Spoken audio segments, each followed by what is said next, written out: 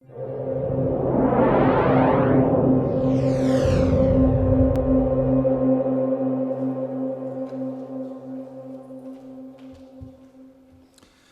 afternoon, and welcome to this closing session of the Equinox Summit Learning 2030 from the Waterloo Global Science Initiative. My name is John Matlock, WGSI Management Team Lead and Director of External Relations and Public Affairs here at Perimeter Institute for Theoretical Physics. Joining us is Julie Wright, General Manager of the Waterloo Global Science Initiative, and on behalf of the board, it's our pleasure to share this next hour or so with you here on site in Waterloo, Ontario, Canada, and online in partnership with TVO. The Equinox Summit is a creation of the Waterloo Global Science Initiative, a joint venture of the Perimeter Institute for Theoretical Physics and the University of Waterloo. The summit aims to promote dialogue around complex global issues through a combination of public programming and private working sessions, to catalyze the long-range thinking necessary to advance ideas, opportunities, and strategies for a smarter, more prosperous, and sustainable future, and to provide clear outcomes followed by targeted activities around the globe to share the findings. The first step in sharing outcomes is the focus of today's session and the release of this Equinox Communiqué, a summary of the discussions and a vision for high schools of the 21st century. To do so in this session, there will be two parts: a panel discussion led by our summit moderator, curator, sharing the vision and providing context, and some final thoughts from our WGSI board chair and vice chair. Later, early in the new year, WGSI will release a highly detailed Equinox blueprint.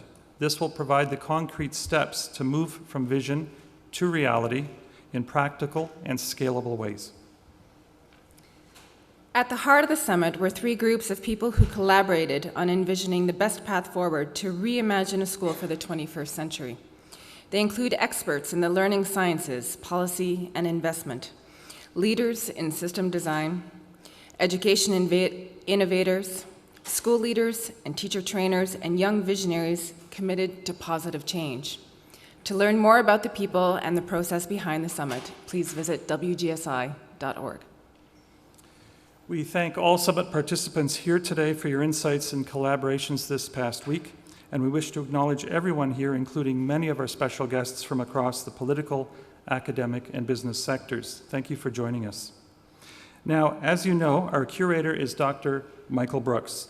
Michael has a PhD in quantum physics, and as a best-selling author, journalist, and broadcaster with wide interests, he keeps abreast of science news and current events that affect our political and cultural life. Michael was instrumental in shaping this entire summit, moderating the daily plenary sessions, and ensuring conversations continued through the day with an open and broad perspective. Now, as we hand off to Michael and the findings, let's revisit where the conversation began just a few days ago.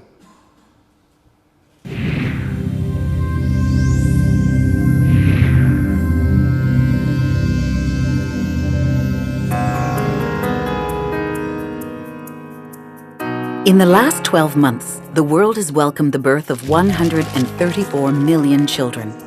Their high school graduation date is 2030.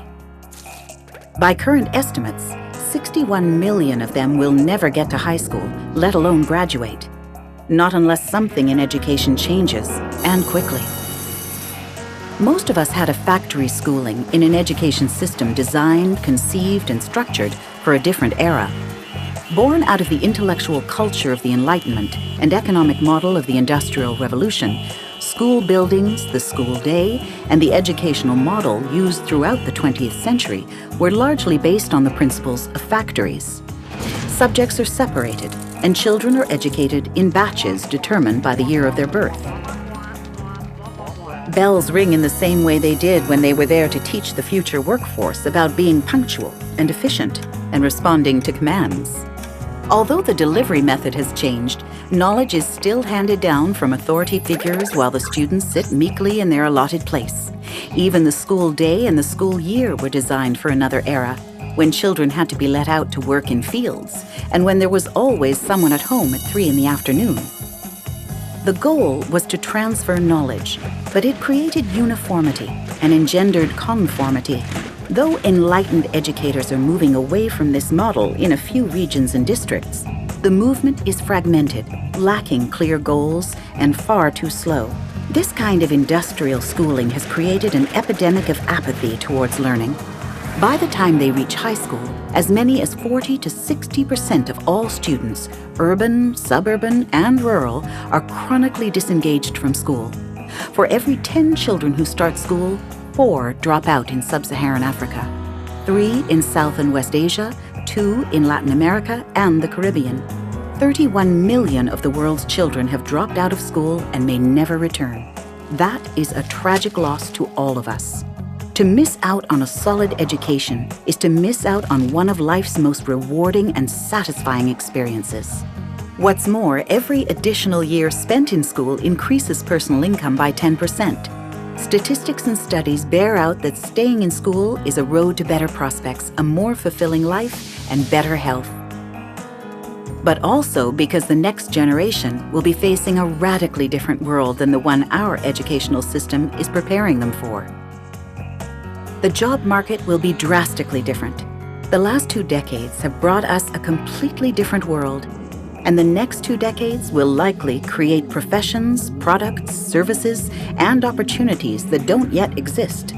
Those who make it and graduate in 2030 will need to solve some of the most complex global challenges facing humanity. At the moment, we aren't aligned on how to tackle climate change or deal with shortages of energy, water, and food that are likely to impact on a planet that will be populated by 8.3 billion people in 2030. We will need the full force of this generation's creativity and imagination. It would be calamitous for us to miss out on the next Einstein, Curie, or Mandela. That's why there is an urgency to improve the system, because we are failing to maximize the potential of children currently in the system. We're going to need to be adaptable and flexible moving forward. We need to ask some important questions. How will we give these children the tools to solve big problems and realize new opportunities? What will those tools be? How do we ensure that the children born this year are ready for their life, a life they get to choose in 2030 and beyond? Simply put, how do we take learning into the 21st century? Ladies and gentlemen, nearly everyone on the globe today has an opinion about education. We know that a caring relationship between student and teacher will be at the center of the successful learning experience, just as it is today. Unfortunately, even our most capable and committed teachers are striving to prepare students for the 21st century while working within an educational model developed for the 19th century. Some believe that system improvement is best managed by tinkering incrementally to achieve the change we desire. The other view is that the structure of school systems is fundamentally outdated and in dire need of a radical transformation. The good news is, we know we can do better. In a few places around the world, innovative educators are affecting change and creating the flexible, agile learners the 21st century requires.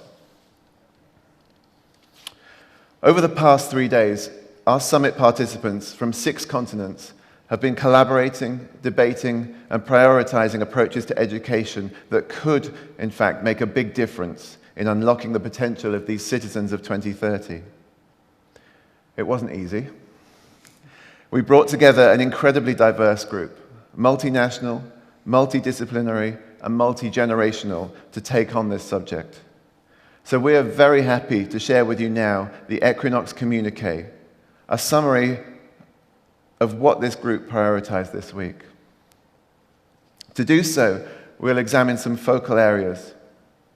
They are the learner's rights, a new kind of educator, knowing and doing, no more exams, and the learning ecosystem as you have it. We're going to be talking about learners, the roles of teachers, content, learning strategies, learning environment, and the infrastructure. And we'll navigate these topics with these 3 summit participants. Jennifer Groff, co-founder of the Center for Curriculum Redesign. Christine McWebb, Director of Academic Programs at the University of Waterloo's Stratford campus. And Zainab Ramahi, co-president of Knowledge Integration at the Student Society, University of Waterloo. After that, we'll turn to comment from John Baker, President and CEO of Desire to Learn, a local technology firm with offices around the world. So, we have these ideas and we have these words in front of us. Jen, learners' rights, can you tell me what that's about? I'll try. So over the past few days, we looked at many parts of the educational model, and certainly part of that are the learners, if not the center of that model. So as we explored what role learners must and should be supported in taking in the 2030 model, we ultimately came down to what we believed were rights, as well as roles and dispositions that the learner must, or the learner should be able to embody in order to be most successful in such a model. Some of these included something very basic, like the learner has a right to an education, a good education. But they also have a right to safety and feeling safe in their learning environment, things that are fundamental. But we also looked at the fact that the learner needs the right to pursue their intrinsic motivations and define their learning goals. They need the right to have well-being in their environment, and that means physical, mental, and emotional well-being, as well as the freedom to fail, that there's inherent value in feeling safe in failing and trying again. And that is, many of these things are not necessarily present in our current model. Okay. Can I just ask you, the safety, is that a priority issue, do you think? Absolutely. Over the past few days, we talked about many different contexts in which such a model might exist, and the types of contexts all around the world that have education and learning, which is everywhere, right? So in many of these environments, safety is a key issue, if not the fundamental challenge. And without that, learning just simply can't occur. You just can't engage in a learning experience if you don't feel safe in many levels. Okay, thank you. We're talking about a new kind of educator. Christine, who is the teacher of 2030? Where do they come from? And what do they do? What are they like? Mm-hmm. I think we can safely say that teachers, or most teachers, get into the profession because they have a passion for learning and because they really, really want to ignite that same kind of passion in the young learner as well. Unfortunately, what we often see in today's highly structured, standardized way of learning in high schools, and of course at other levels as well, is that after a few years in the system, teachers often try very hard to be innovative. And as we all know, that is not quite so easy, perhaps not as easy as it should be. So the question that we asked in the past 3 days is, how can we remedy the situation, or at least how can we make some beginning recommendations to remedy the situation? And some of the ideas that we have come up with involve the idea of who is the teacher. So is the teacher just the person who's standing in the front of the room, or is the teacher the community? So can the teacher, so the person who is with the students, leverage the knowledge and the resources of a much, much larger area, that being the physical community that the school is a part of, the local community, but of course also in our world now, the global community through a technology and other resources that we might have. Another important point, I think, in trying to maintain the passion of the teacher, of the educator, in general terms, is to make sure that teachers are engaged in learning themselves. So we came up with the term of the learning teacher, where the teacher learns together, or the educator learns together with the student, and it's more of a reciprocal relationship on the one hand. On the other hand, to empower educators by giving them new responsibilities, and I know in some areas this is already happening, where the educator actually has part of their responsibility to engage in research, even writing an article, going to conferences on their field, for example, so that the educator becomes a lifelong learner himself, and therefore imparts that kind of a passion in the young learner. And what kind of training would a teacher have in this kind of scenario?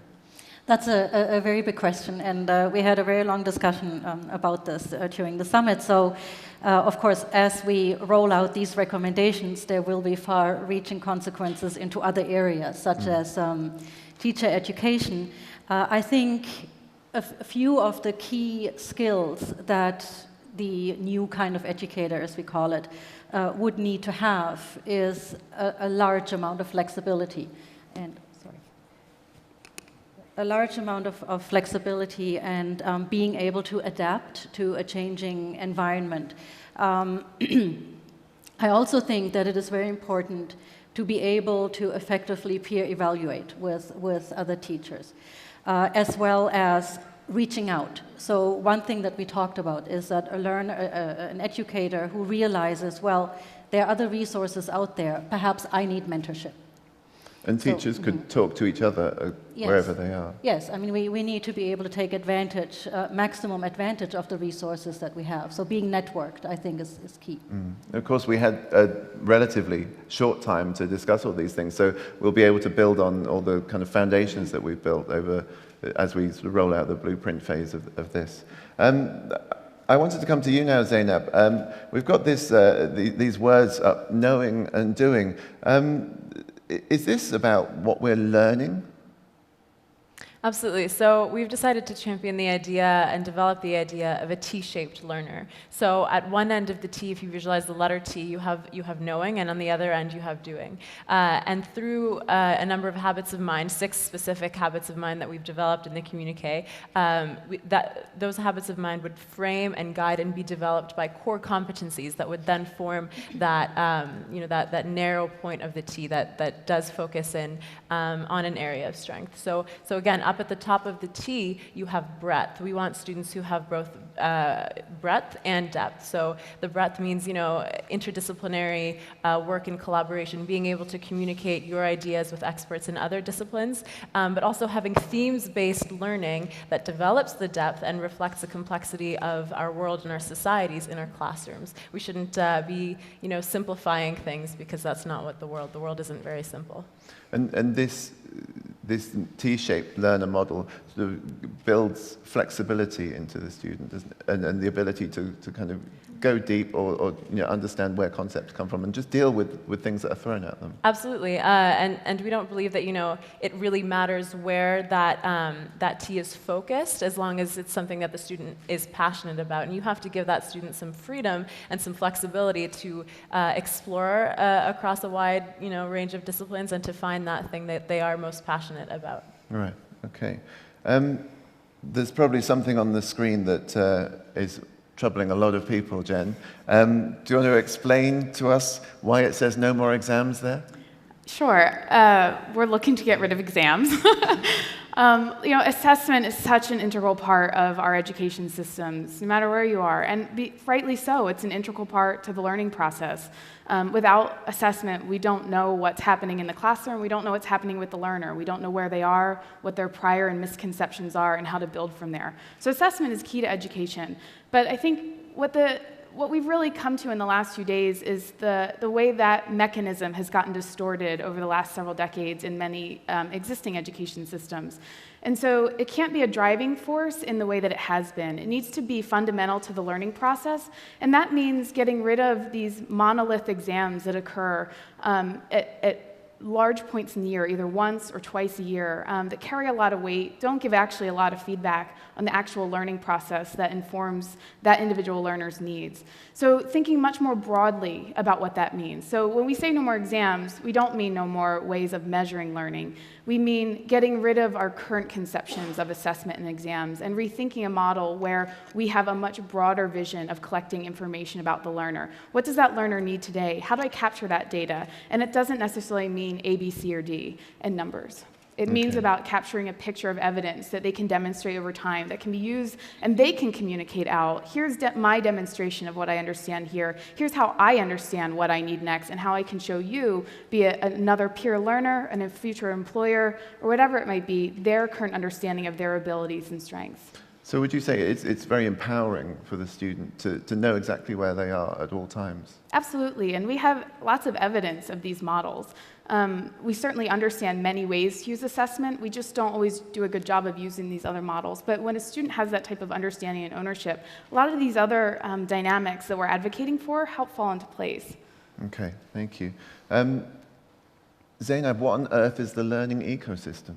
Yeah, so we were given the task of redesigning the education superstructure initially, and immediately we felt that term was inappropriate for a revisioning in 2030. So we decided to see the education as a series of interlocking components, mutually influencing components, and so we decided to go with the education ecosystem. So this is a dynamic system that allows for change and actually supports and encourages evolution. So we're not creating something that in 2031 we're going to have to redesign. We want to create a system that actually supports and encourages innovation and change. So we've decided to call this innovation by design.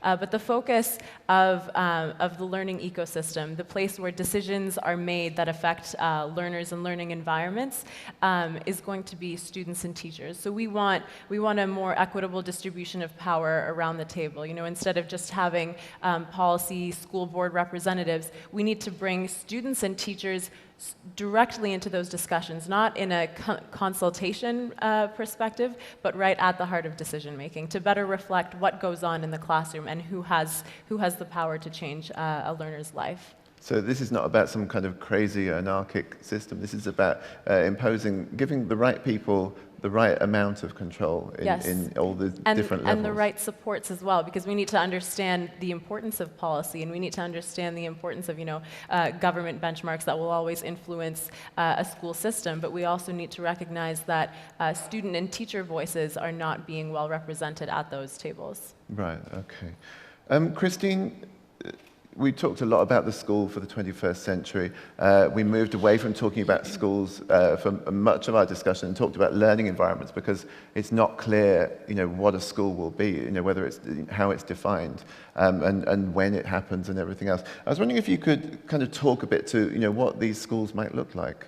Mm-hmm. Sure. But before I do that, I actually would like to come back to something that Zainab said, and the idea of inviting the learners to come to the table. I think that the summit itself was a very, very good example of that, because we have high school students and recent graduates and university students among us, Zainab being one of them, and I think that was a very enriching experience. It certainly created a different dynamic than has ever, I think, been created in these kinds of discussions, didn't it? I'd just add to that, it was in a balanced proportion as well. It wasn't just 2 students that were brought in, so we were sure that voice was heard. I think there were more students than anyone else. There might have been. And they were far more grown up than everyone else. Great. As well. Okay, so going back to the learning environment, an ecosystem, when you think about biology, is organic, right? And anything that's organic changes.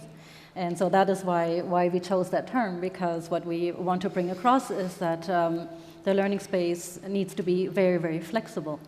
And Zainab mentioned the term innovation by design. I actually have a first-hand experience with this, which is it really does work when you innovate or when you design a space and the kind of activity that then goes on in that space. And I think the Perimeter Institute is a great example of that. So when you walk around the building here, you have areas with a few armchairs and a blackboard. I see a lot of nodding going on here from Neil, which is great. Thank you, Neil.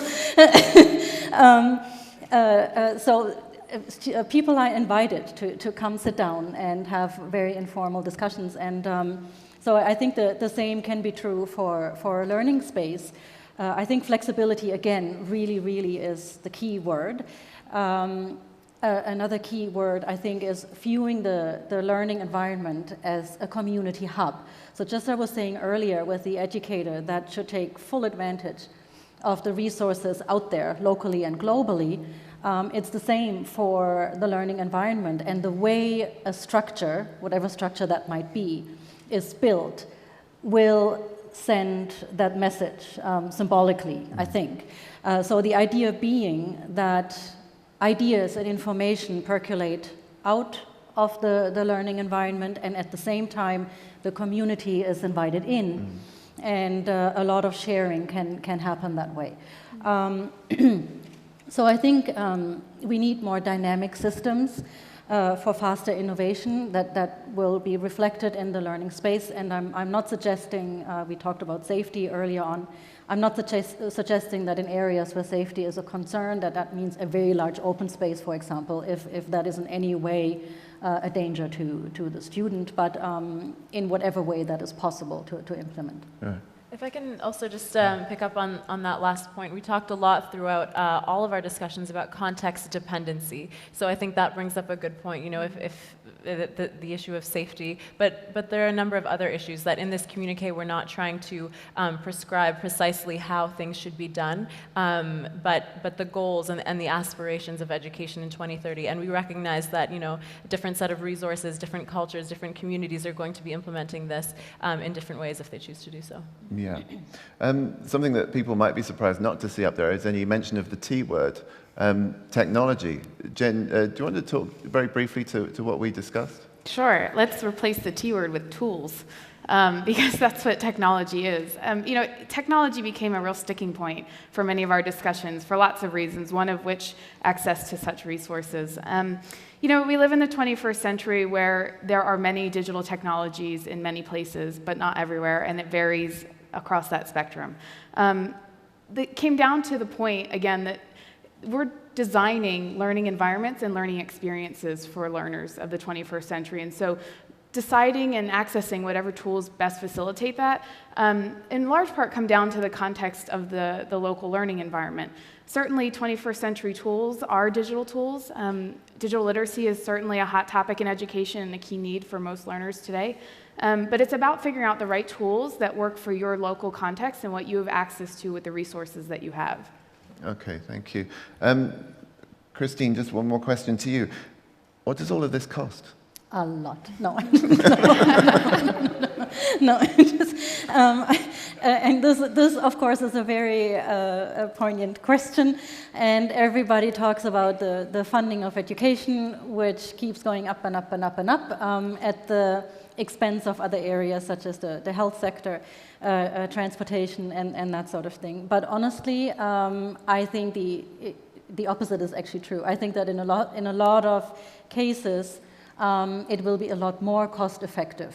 And the reason why I say that is that even though in some of the things that we are proposing, it is true that resources need to be increased. So, for example, you may need more personnel in terms of educators, or you may need other resources. But then there is a whole redistribution of resources that goes on. So when we're talking about assessment and exam, which of course costs a lot in the final analysis, just as an example, what falls away there might be redistributed to other costs. So that's one thing. The other thing is that we fortunately live in a world where resource sharing is going on all the time. So that can be done very, very efficiently and quite effectively as well. Not only virtually, so not only when you have access to technology, but otherwise as well. So I think it is more a matter of redistribution than increase in cost. Okay, thank you. I'm going to invite to join us on stage now John Baker, President and CEO of Desire to Learn, a local technology firm with offices around the world.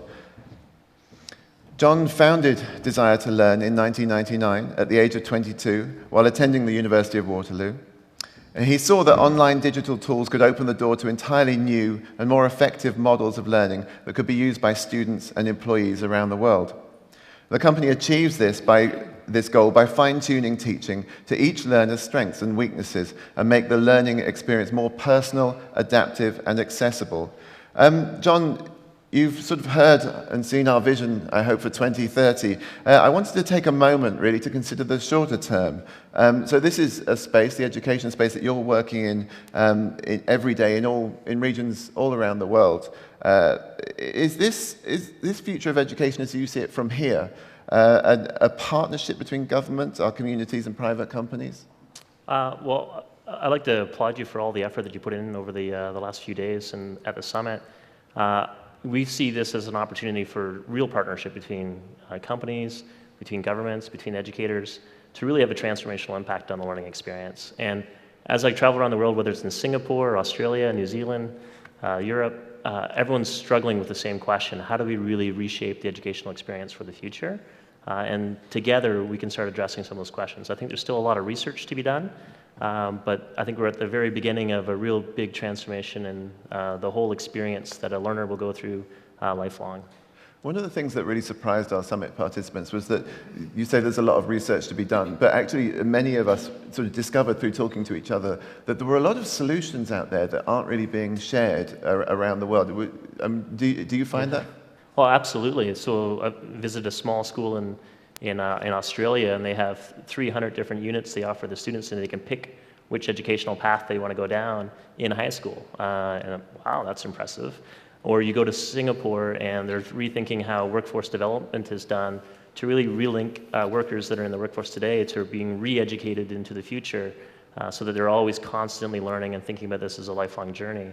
Or here at Waterloo, where they've really truly transformed the blended learning experiences that are happening in class. Or at Guelph, just down the street, where 80% of the students, that are traditionally on campus and are thought of as on-campus students, but are still taking distance education courses online.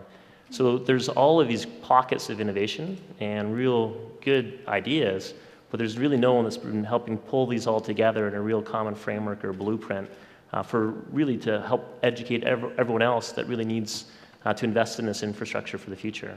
Or another great example, you can tell I go all over the world and visit some great clients, is Georgia Gwinnett, where their superintendent no longer talks about building high schools at a physical brick and mortar, but talks about investing in the virtual infrastructure that's going to support a personalized blended experience for their students. So there is great innovation, great ideas, but now we really need to come together to really have an understanding of what really needs to be done for the future. It's one of the things that we did when we fed back on the things that we had in the summit, that we're going to start talking to each other. It seems like a really sort of fundamental point. And we had people here from 6 continents, so we're really sort of spread all over the world. And we've established a small network, really effectively now, starting out. And we're going to start to reach out. But, I mean, do you have any advice to educational professionals who are looking to share or maybe have innovative experiences? What can we do? What can we do to sort of catalyze this process? Well, I think you're hitting on it when you're zeroing in on the focus on high school in terms of breaking down some of the traditional barriers to access. Being able to really think about what is learning going to be in the future for each learner, and what are their skills, what are the attributes, what are the outcomes that we need to drive for these individual students, and how do we really create an inspiring, personalized environment where teachers are caring and students are really engaged and able to achieve their full potential. So you can't do that when you're a teacher alone in a classroom.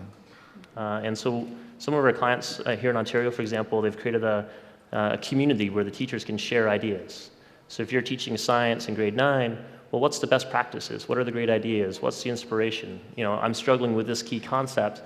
Students aren't getting it. How do I get help from my colleagues, from not just in the school, because maybe there's no one else teaching grade 9, but maybe from other colleagues from all around the world. And so how do we build that educational network, that learning network, if you will, is going to be really important for us in the future. And then I think on top of that, we also need to step back as organizations and invest in research and really think about what the questions are for education of the future, and make sure that we're making the right investments to support those innovations of the future. That's right. One of our strong conclusions was that we shouldn't think that the work is done now. I mean, this is where the work really begins, and we see it as opening up a discussion and opening up avenues for changing, for absorbing new research, for instance. So our focus was very much towards starting now. This isn't about what happens in 2030. This is about what we do from here and identifying it straight away. But you're very much in this space. So how do you see the sort of learner experience changing over the next 10 years? Wow. So over the next 10 years, we're seeing it already in pockets. So if you look at the actual delivery experience, is going away from face-to-face to a more blended experience where you're leveraging technology as well as the instructor as a coach. I think you've already covered that in your talks. You're going to see a lot more online education. So we're already seeing some physical schools melt away into virtual schools. you're going to see those activities becoming very pervasive and turning students from just simply consuming the learning experience to actually producing learning experiences and capturing and sharing their ideas and reflections and leveraging this technology to support not just traditional learning, but also maybe experiential or blended or other types of activities that really can get those students engaged. But you're also going to see textbooks disappear. You're going to see those turn into digital assets. You're going to see them become adaptive. You're going to see different learning pathways being generated automatically for each individual student based upon where they need to go in the future. But really importantly, it's about building those experiences to be more engaging and more personalized. So instead of the traditional factory model, which was the introduction, it's going to be really one size fits me, not one size fits all.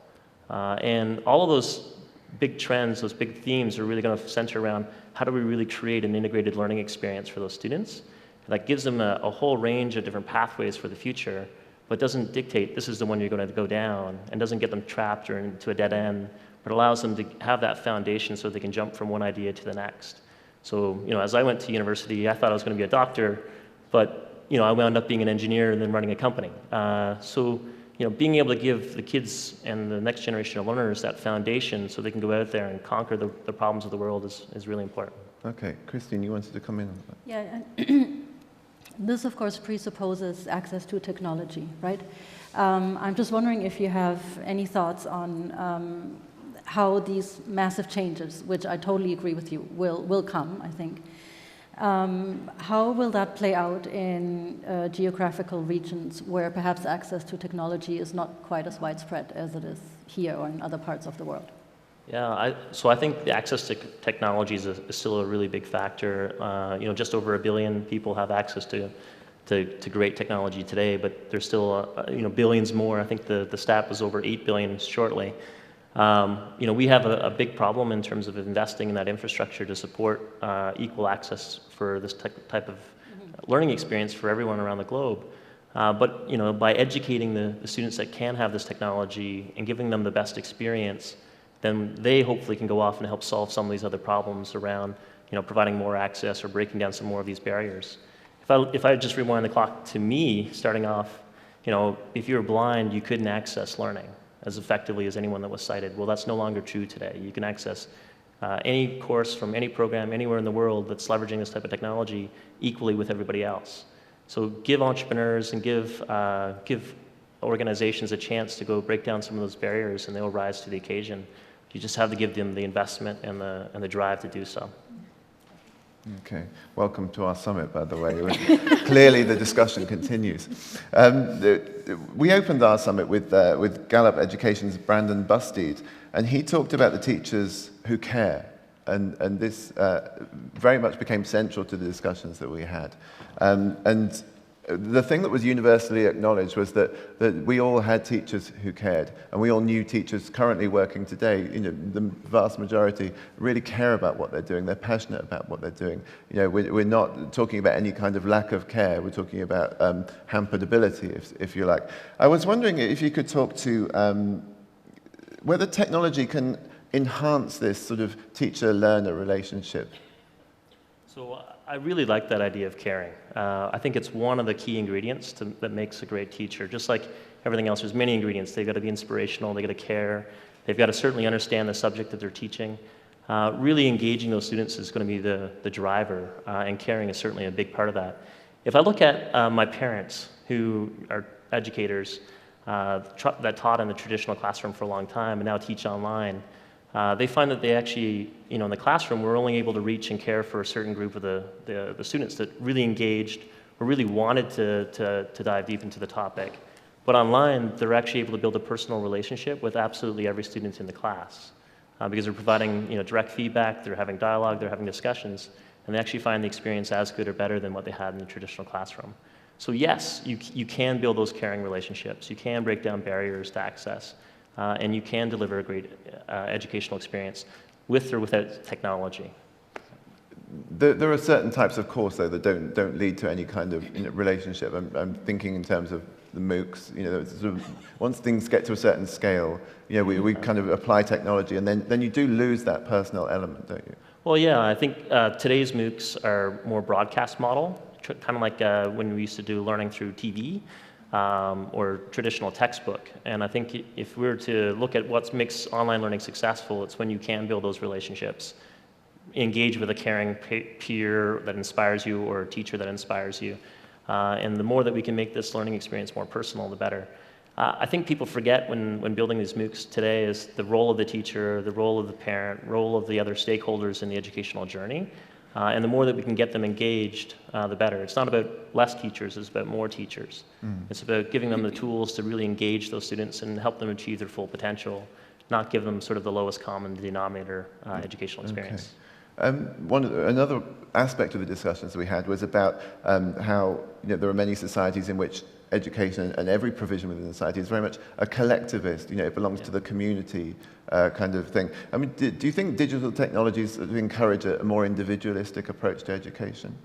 I think educators want to provide a more individualized approach to education for their students, and personalized, I think, is the other really key, and differentiation, all three of those. And technology helps lend itself so that, if I was to give you a personalized learning plan that reacted to every movement you made in the class, it would be tough for me to scale as an instructor. I could probably do that if I had one student, possibly two, if I was really good, but I can't do it for 30 in a traditional high school. So if we can leverage technology to create those pathways and adapt automatically and understand where the student is struggling and maybe even predict where they might be going in the future and really get them on the right track, then all of a sudden we're giving the tools to the teachers to enable them to really help each student reach their full potential. Okay, I was kind of reaching towards a space where, can you see technology as impacting communities rather than individuals? Yeah, absolutely. A good example in Brazil, I noticed there's some people from Brazil here. President Dilma leveraged online education and learning that was proven through a partnership with Canada to lift 1,000 women out of poverty. So they looked at a community problem like poverty, where these women didn't finish elementary school, they didn't finish high school, but through education helped them accelerate that path. Now they have jobs, they're transformed not only their lives, but they've also now transformed their lives with their family and their next generation. So yes, education has a huge role in not only improving the education sector, but also in terms of transforming society, transforming communities, and transforming other industries. And I think we're at the very beginning of understanding how education can really have that impact. Okay. Zainab, I was wondering if I could bring you in just to talk about the kind of importance to the learner of a kind of good support network. Is that a vital part of being a learner, is being part of something bigger? Absolutely.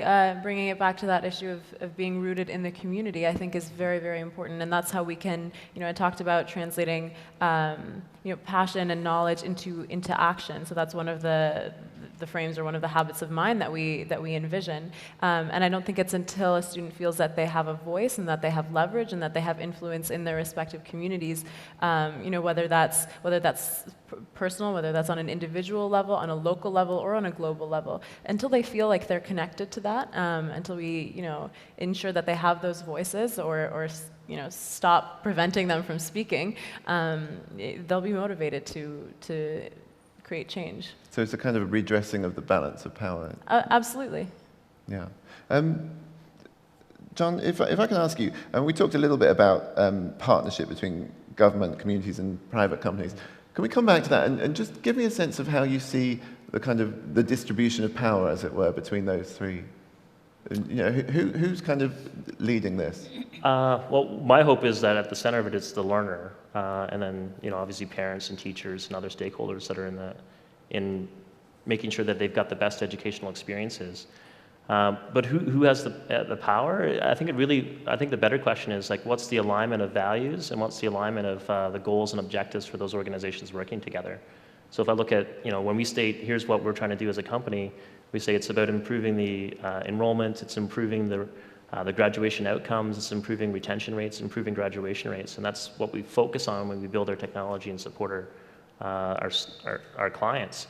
But in other cases, if you're just simply there to maximize the shareholder returns, and it's completely just the old way of thinking about the bottom line, you're really not building a real partnership. And so, I think we've got to balance providing the highest quality educational experience and the best possible outcomes with making sure that we've got a healthy partnership with governments and with companies.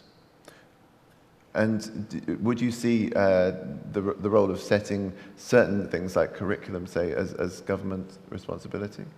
I think the responsibility, again, I think is a shared responsibility. I think we all have a role in helping to guide and to direct where the curriculum should go in the future. We shouldn't just leave that to government to make that decision. The reason I push it is that part of our discussions was that this idea of who sets or decides what things should be learned is a different matter to who decides how those things should be pursued. What kind of methods do you use in a classroom or a learning environment in order to have the learners build their capabilities? These are difficult questions, aren't they? Well, it's a huge question because, if you look at how much knowledge there is being generated in the world today compared to 100 years ago, the pace is picking up.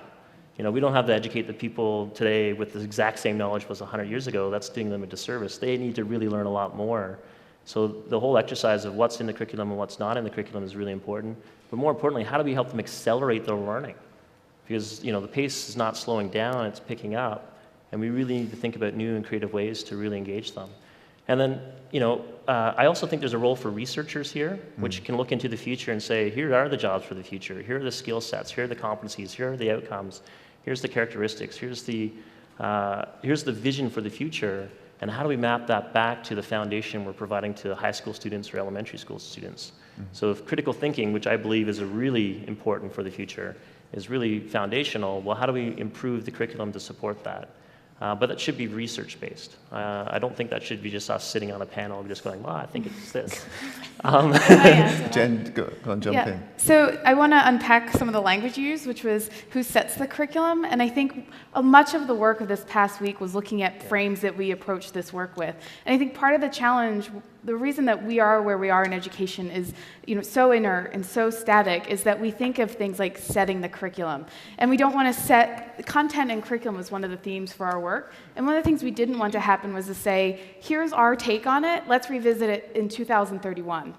That would be dangerous, right? So how do we collectively, globally, and using people like researchers, learning scientists to influence the general curricula structure, and then always be working locally to be pushing and pulling on what we value in setting that curriculum and making it a living document rather than something that defines our whole system?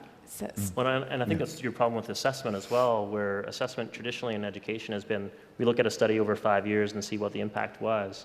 Well, I did systems design engineering at Waterloo, and if you don't have a good feedback system, you don't have a good system. Right. And so that needs to be real time, maybe even predictive, and really be able to drive for faster change. So absolutely agree with you. That's right. We certainly heard a lot about the fact that you can use and harness technology in order to have these rapid feedback systems that will really change the way you can interact with the learner and the learning professional, and you can just be constantly assessing and valuing if you have access, of course, to those systems. Christine, speak to this notion of partnership. I mean, this is the future, isn't it? There's the public-private partnership, the roles of government and private and community. This is a complex space, isn't it?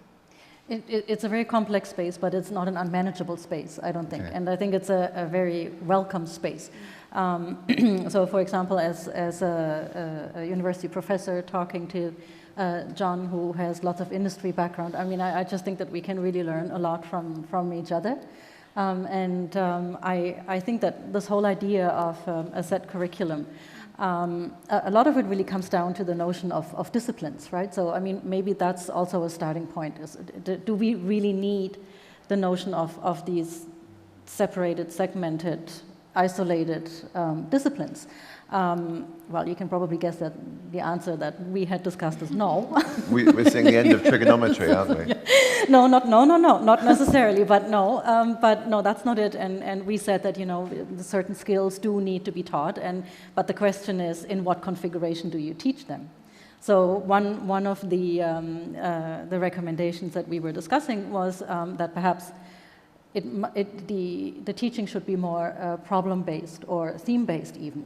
And that also addresses this idea of setting the curriculum. So as themes or complex problems change, as they will in a moving society, the so-called curriculum also needs to change, right? So it just needs to be a much more adaptive situation. And the only way you can guarantee that is through dialogue with industry and through dialogue with government. Right. Zainab? Yeah, and just to ground perhaps this discussion a little bit more for those who might be concerned. Well, then what is it that we need to convey? We did develop, like I referenced earlier, habits of mind. So I can go through several to give you an example. So the freedom to fail that I think Jen was talking about, and recognizing that failure is a step towards success and a step towards innovation. Metacognition, understanding what you do know and understanding what you have yet to learn. These are things that learners of 2030, 2060, 2090 are going to need to be equipped with. Being mindful of and being present in individual, local, and global contexts, as I alluded to before. Having a good understanding of what your local community affords you and how it limits you and how you're connected to it and the opportunities that exist within it, and also recognizing that you're part of an increasingly globalized system. So these are all, these are what we chose to call habits of mind, but they're applicable across all contexts. And that's why we included them. Okay, so now let me stay with you for a moment. I just wanted to ask you, as one of the younger people in the room, did you leave it thinking, do you know what, this could work out well? You're quite optimistic.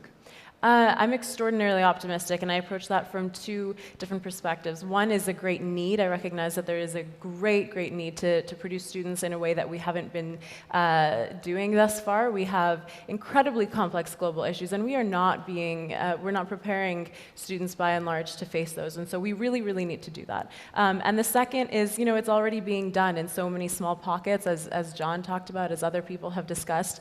It's being done. It's being shown. It's shown that these initiatives have had great success already. So I don't see why, I think it's important that we need to maintain our energy level coming out of this.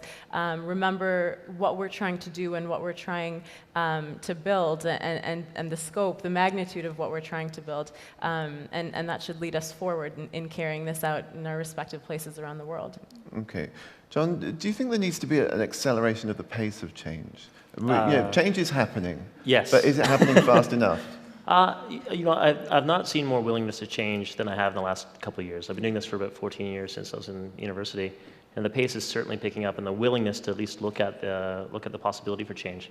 But we're really at the very beginning of a sea of change that's going to happen. So if I look at Canada, Canada is getting further and further ahead on the concept of blended learning. But if I look at the U.S., less than 5% of schools have access to any type of blended or online experience. We have to accelerate the change because the shift in society, the changing pace of new knowledge being created, and the new jobs that are being set up, we're not giving the kids the foundation that they're going to need for the future. You go visit any large company that's got great engineers or great scientists, and they'll talk about how they need to have their scientists and engineers re-educated now because things have changed so much in the last 10 years.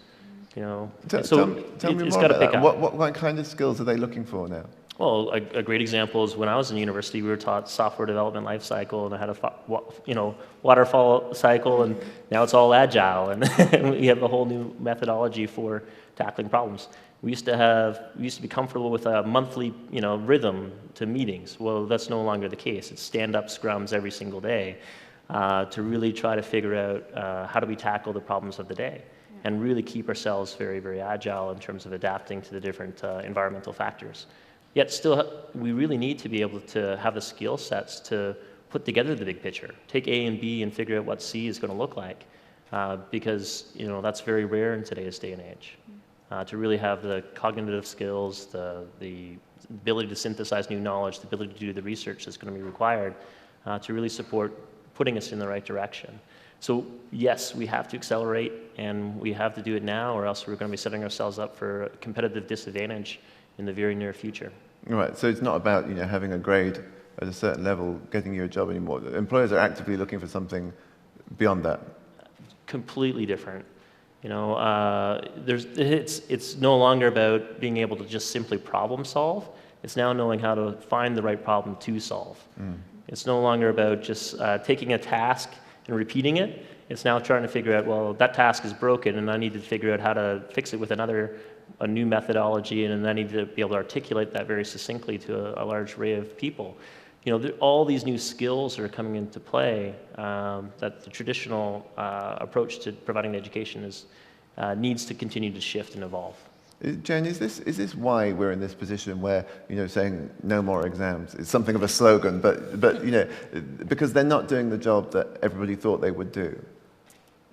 In many systems, they take up so much space. And so if you remove them, you free up so much more time for learning, for deep learning, for producing T-type learners that Zainab talked about and you just demonstrated. That was an example of a T-type learner who has depth in a profession, but has the breadth to put it together and the skills that reside above that to piecemeal the resources and tools and people they need to go problem solve the problem they have. Yeah. Well, it's also a shift from an accountability system built on an examination to an accountability system based upon outcomes.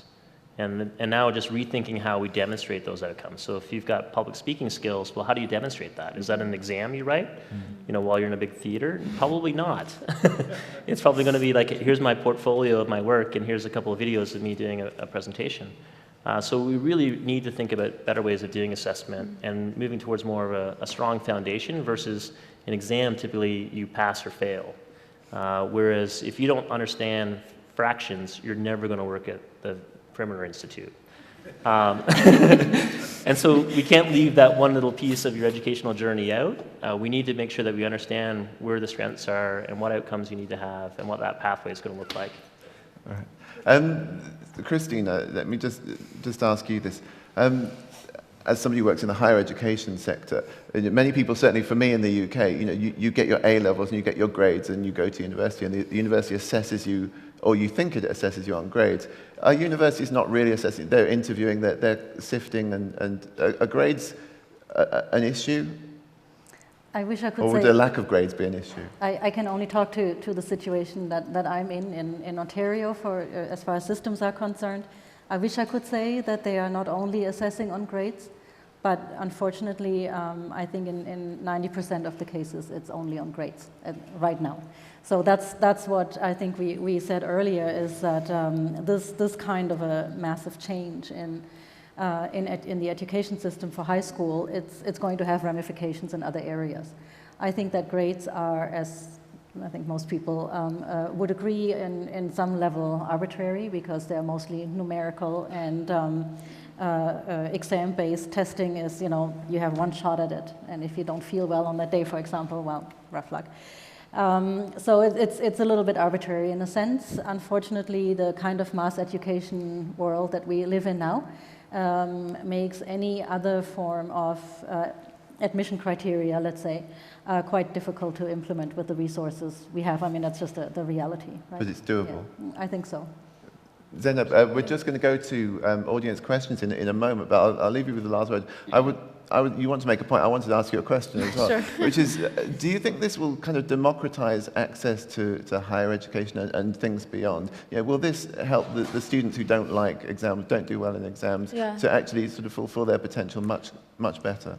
Yeah, I think the issue of equity came up every day in every session during our deliberations, but I don't know if the point of our education system is necessarily to prepare people for post-secondary education. I think it's to prepare them to tackle the challenges that they're going to be facing. If the next natural step for them is to enter the post-secondary world, I can tell you from a personal perspective, and this is what I was actually going to draw on, I was a relatively high achiever in high school. It didn't matter. I was surrounded by others who were relatively high achievers in high school once I got to university, but the way that our academic paths have changed or have differed from each other has been framed by our ability to cope with ambiguity and with failure, being flexible. It had nothing to do with what grades we got in high school. So we're trying to prepare people with a broad range of skills, stuff that all of us have talked about, I think, to be able to face whatever challenges and different. This is a communique that is going out to the globe, right? This is for a global context.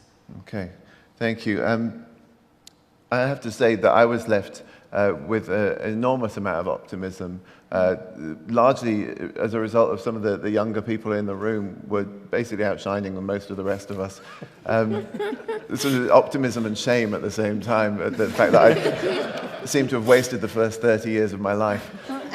We're going to move to a period of audience questions now. So I'd really invite, certainly to start with the members of our summit participants. If you have questions for the panel, please come over and use the microphone here on the right. Sorry. And here's one of them.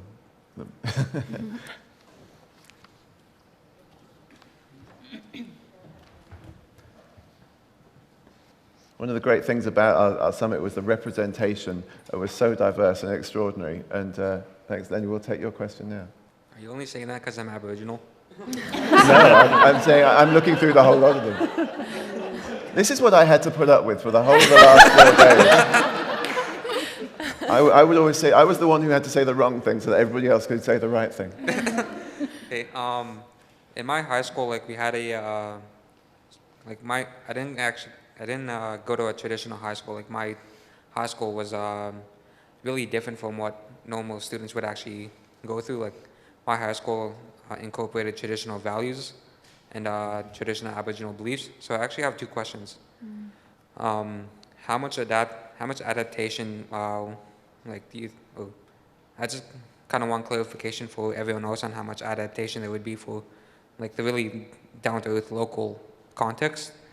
And I just wanted to bring up an example of how we were graded in one of my business classes, in which we would do a Dragon's Den style business plan presentation on my business course.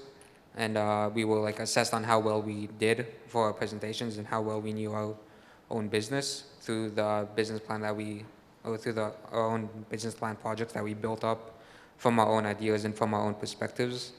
And how well we did was translated into a grade.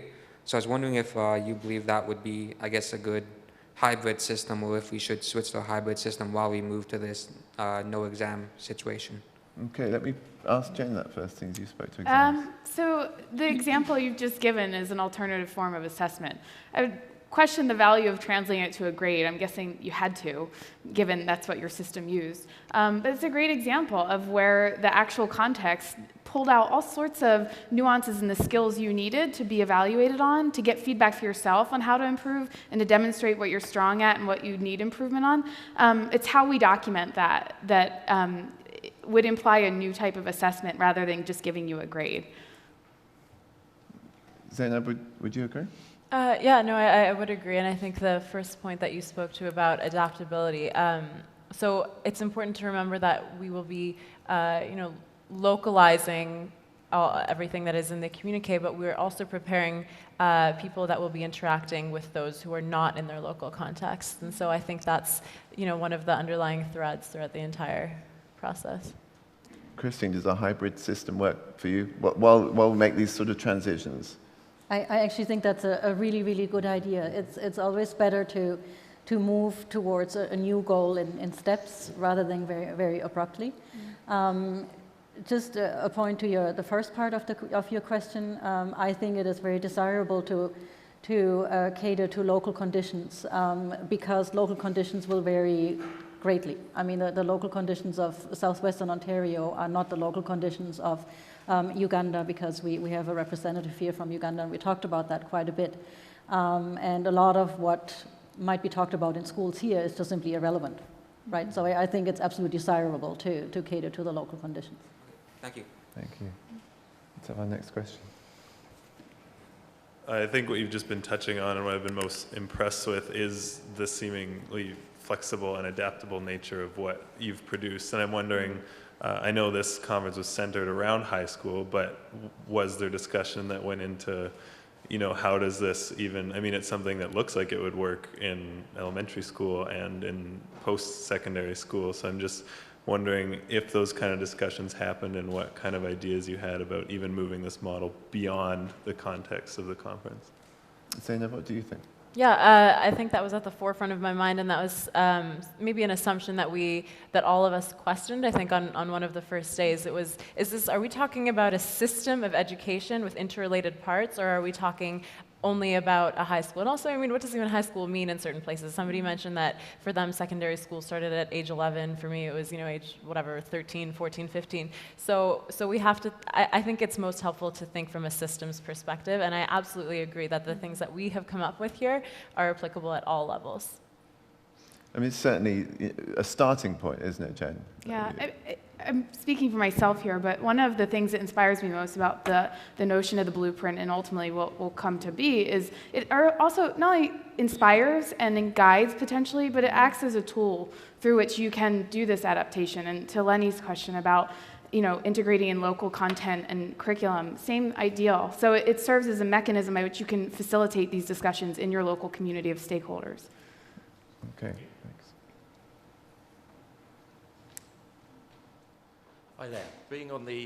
Being involved in all this, but also following Twitter a lot, there's a lot of parents out there asking what role they have in this new system, and I wondered if the panel would like to open up that discussion.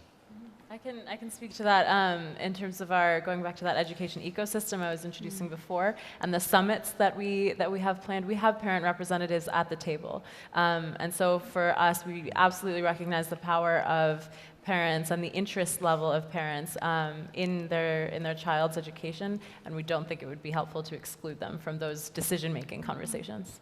And in fact, as assessment models expand, it invites parents into that conversation more easily because they can make sense of the various sorts of evidence that you can use to interact with the student and the parent as well.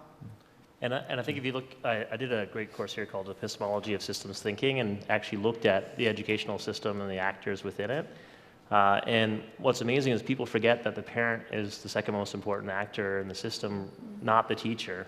And so if you were to draw concentric circles, it's the learner at the center, then the parent, then the teacher, then the school, and it keeps on going up to the government. But if you think about it, most other countries, the parent is heavily involved throughout the entire educational journey, giving them extra tutoring, extra help, extra advice. I don't know if they help them on certain activities or not, but they certainly are heavily involved in the whole educational experience. In North America, we tend to give that over to the school system to take on that responsibility. I think there's a need for us to rethink that as we look at trying to build a more competitive economy. So it's interesting. I think parents are often forgotten, and I think they play an incredibly important role. So we're glad they're asking on Twitter. Yeah, absolutely. Linda. Okay, so I'd first like to congratulate all the summit participants on what I think is a really, truly groundbreaking, truly forward-thinking breath of fresh air into our education system. However, I would like to ask the panel, in terms of implementation, I know, of course, that is the biggest question, but particularly in countries where conformity is valued widely in the culture and in the education system and bureaucracy in particular, how do you think we can counter really long-held assumptions which are held not only within the education system but in society generally?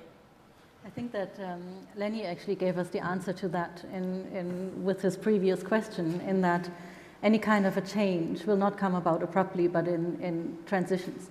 I think that's the first item, and the other one is the kind of local relevance that we were talking about. I mean, the blueprint is not something to be taken as a recipe, right? So I mean, it needs to be adapted to local circumstances and be implemented in as much as that is desired and possible, I would say. Jen? I think we need to think about the context where that's the case. We've had many voices at the table talking about how this model might fit in various contexts. This challenge is true not only for those cultures and societies where it's pretty explicit that this is the case, and those where it's less explicit, like the United States, where I'm from. So I can imagine many schools that value student voice and say that they believe in these sorts of models, but when it comes down to it, it's not necessarily what we have in our system, and we are reluctant to give into those changes that might afford them that independence. So I think part of the challenge is framing this document in a way that makes sense for each context, and that was one of the suggestions for the final blueprint. But I also think there's just to add another dimension to that. I think you're alluding to, the learner's own desires, their own passion for what they want to learn and where they want to go. And I think we also have to remember that while these are going to be implemented locally, there's still a new concept around global access to whatever knowledge, whatever learning you want to achieve. And so the learner themselves and the parents and other stakeholders in the system can really think about things in a new way and not just think about just the local context. Okay. Hi. Yeah, I was wondering, you've discussed a little bit of getting the governments involved in changing the education system, but I was wondering if you could discuss a little bit the idea between private and public education. Like in some countries, we really value the public education in the way that we don't believe that you need private schools.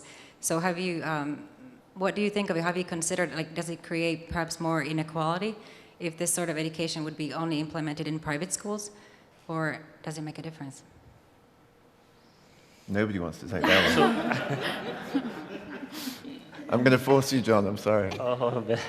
This is a tough one. We have clients on both sides of the fence on this one. We have clients that are private that are trying to build the best possible quality educational experience. We have public educational institutions that are trying to do the same. It really falls down to an equality of access question.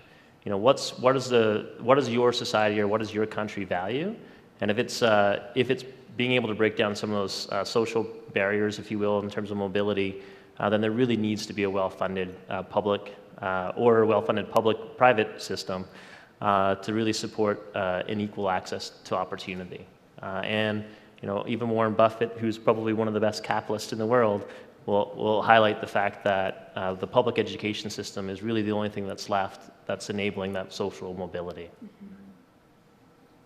And nobody has any comments I'll to make. add. I mean, equity is always a concern in education, no matter what models we stuck or we stayed with or where we're moving to. So it's something we always need and should be mindful of. I think what is interesting about technology is it can begin to open things for individuals. So I know this has been a big movement in education over the last 5 to 10 years of putting a lot of content online, of creating free and open access to quality resources. And I think we're just at the beginning of that. Certainly just putting content online doesn't equal a deep and quality education, but it's the start. And I think more tools will come along to leverage that and make it more open and accessible no matter where you are. So I was just wondering whether you see this as kind of mirroring things that are happening, say, in healthcare. I mean, are we going in the same direction? I think you're going to have similar debates. And if I look at some of our private high schools, for example, that are providing education, we got both ends of the spectrum. We've got ones that are like lower quality in terms of the experience, but we also have some that are just absolutely amazing and probably the highest quality we've ever seen anywhere in the world. So you're going to have a spectrum of quality and the educational experience, you know, and then the question becomes, you know, if you've got one public education system that's doing an amazing job, there probably won't be room for private. But the privates tend to come in and fit into the niches where the public is not necessarily filling the requirements for the market. And so it's, you know, there's going to be a balance. There's no question that seems to be where most of the world is going. And then the question becomes, well, what accountability, what metrics do you put on these institutions to really make sure that they're living up to the standards that you want to see produced? Okay. Christine, let me just pull back to you. And you know, we talked earlier about the cost of the kinds of things that we were recommending. Let me reiterate, we're not sort of talking about something that's going to require massive investment and then we hope to recoup it. I mean, do you see this very much as something that's doable without injection of extra money? I really do think so. I mean, and again, it does bring us back a little bit to the question of technology, because technology in the sense will be a huge enabler. If we have certain technologies available to us, I mean, they just simply will make things cheaper, right? So that's kind of how I see it. I think as long as we follow a model of resource sharing, be that, like I said, physical or virtually, I think that cost effectiveness will certainly be there. Okay. Well, as I said, we're very much at the start of this journey, and it has been quite a journey. But I think there's a very exciting future ahead of us, and there were people in the room who'd, for instance, had children recently enough that they kind of got excited about the fact that 2030 education, 2030 learning really might be quite different for their children. And it's certainly our hope that this is something that really starts to kick in much sooner than that, isn't it? And so as we close this panel discussion, I'd just really like you to take a moment to thank John Baker, Jen Groff, Zainab Ramahi, and Christine McWebb. The brain has finally given out. So thank you very much for joining us.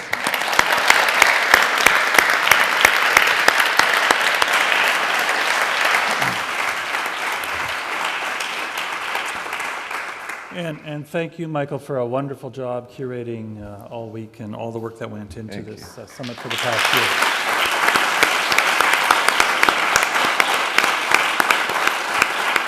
Thank you to all the participants here today, and I just want to let everybody know online that the Communiqué that we've been discussing here today is becoming available shortly at WGSI.org, so please come online for the complete Communiqué. And now, in closing the Equinox Summit, please welcome back the chair of the Waterloo Global Science Initiative and director of Perimeter Institute, Dr. Neil Turok, along with WGSI Vice Chair and the President and Vice Chancellor of the University of Waterloo, Dr. Feridun Hamdallahpur.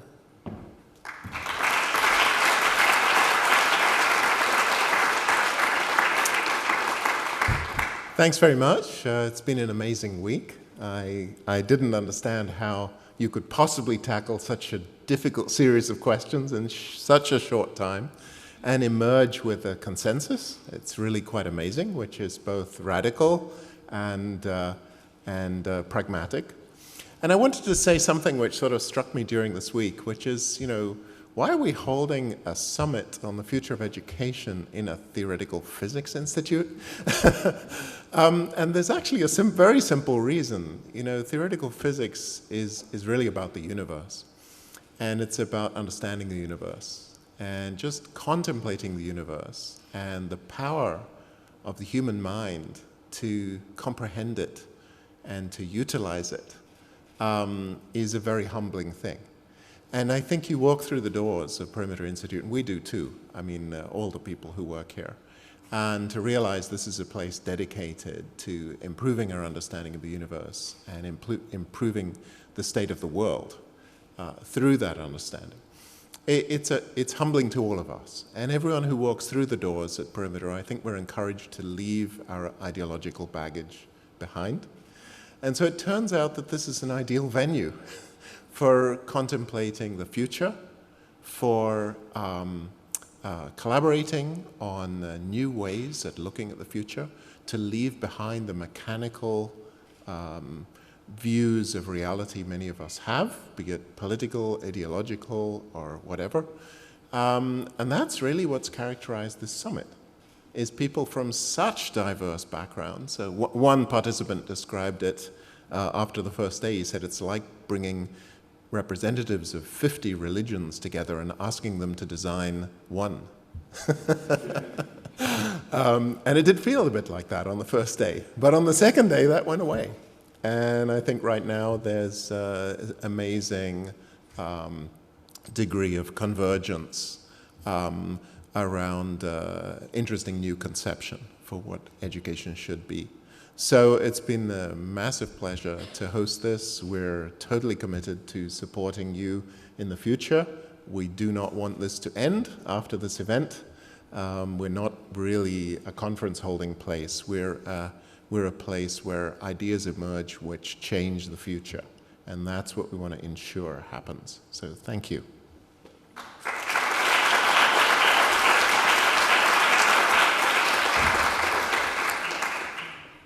Let me, on behalf of the board of WGSI, our colleagues at the Perimeter and at the University of Waterloo, thank you all for participating in this very important exercise. As I was listening to the panel, I didn't know why I was having this little anxiety in me. Then I figured out that how are we going to design an admission system that is not based on high school average? Then my anxiety started subsiding because first thought was, by year 2030 or 31, I will have been retired in sailing, so I didn't have to worry about it as university president. And second thought was, this is exactly what we expected from this summit, that it will jolt us out of our comfort zone, and it will push us in a direction that it will be very innovative. And that's one of the reasons why I'm so proud of that the two institutions, the Perimeter Institute and the University of Waterloo, that we were able to put this event together, this summit together. We pride ourselves for being at the forefront of innovation, and this is one of the examples. the beginning of the summit on Sunday, we pointed out that the world is going to be different. No doubt about it. There will be many new challenges, different opportunities, and we called it the mere tinkering of our education system, secondary education system, will not be enough to really maximize the potential of our students, new students, to understand and tackle those issues and challenges. We needed a system-wide earthquake, and this is the kind of jolt we needed. Is our current system really that bad? Not at all. I wouldn't even call it like that. After all, both Neil and myself and many others in this room are the product of that system. But this system is going to have to change, because it just simply won't be enough to prepare the kind of graduates we want. So, as Michael, you pointed out, it doesn't end here, it starts here. As you will see everywhere in the city and at the university, that it says ideas start here. Yes, ideas started here, and we're going to ensure that this is a marathon. The marathon just started here. There are various marathons in this field, but this is a very special marathon. I wouldn't even call it a marathon. This is a triathlon. Then we are running and swimming with our bicycles. This is what this is the kind of triathlon, this is the kind of marathon we're going to ride. How are we going to do this? How do we know how to run, how to swim? I think the hope is that the blueprint is going to tell us. The blueprint will help us to start this journey, and I'm so excited that the summit started us thinking in that direction. Again, let me thank you for being here. Let me thank you for your contributions. And let me thank you for attacking this, what many people will call a taboo subject. Thanks very much.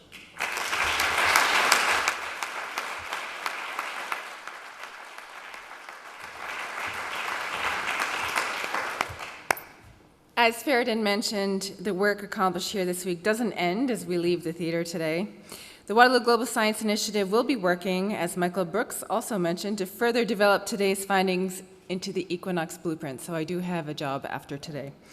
The blueprint will be distributed globally in early 2014, and WGSI representatives will engage with international leaders and communities at events with media in the year ahead. And our Forum of Young Leaders will now have the opportunity to take part in the Equinox Fellowship. And this is a program that provides guidance, mentorship, project development, and management skills so that they can get some sort of education-related initiative that is close to their hearts, as well as some seed funding to help launch that project. WGSI.org remains a living website with all the videos and other content from the summit, so we encourage you to go back and have a look at what we did this week. Site also hosts an online mapping project that tracks progress made against the priorities set out in the Equinox Blueprint. We will now begin following the progress against our Learning 2030 goals once we get the blueprint launched in the new year, but to date we've already mapped a lot of information that relates to our Energy 2030 Summit from June 2011. Now, in concluding this Summit Communiqué event on behalf of the WGSI management team, please allow us to thank the WGSI board, which also includes Dr. Arthur Carty, Dr. Tom Brstovsky, and Michael Duchenne. Thank you. The visionaries behind WGSI so many years ago, including Dr. Cal Stiller, Ken Knox, and David Bogart. Our Equinox facilitator, Dan Normando, our Summit Raconteur, Bob Holmes, the WGSI team and volunteers, the entire staff of Perimeter Institute for Theoretical Physics, and our many, many partners at the University of Waterloo. Also to TVO's Lisa DeWild and the entire team behind the cameras and behind the agenda here on site all week long in Waterloo. Thank you, TVO, for your support in bringing these summit activities to the wider world and on television and online. And finally, to Sean Kiley and Frank Taylor of Tidal Entertainment, as well as Mark Patterson and Kevin Gooby of Eclipse Productions, our rock-solid special event partners. For those of you on site, please join us for a reception just outside on the main level. And for those of you online, we hope you continue to explore all the content from earlier this week, and also to follow along on the Learning 2030 activities that will continue on the agenda on TVO. Thank you all from this Equinox Summit Learning 2030.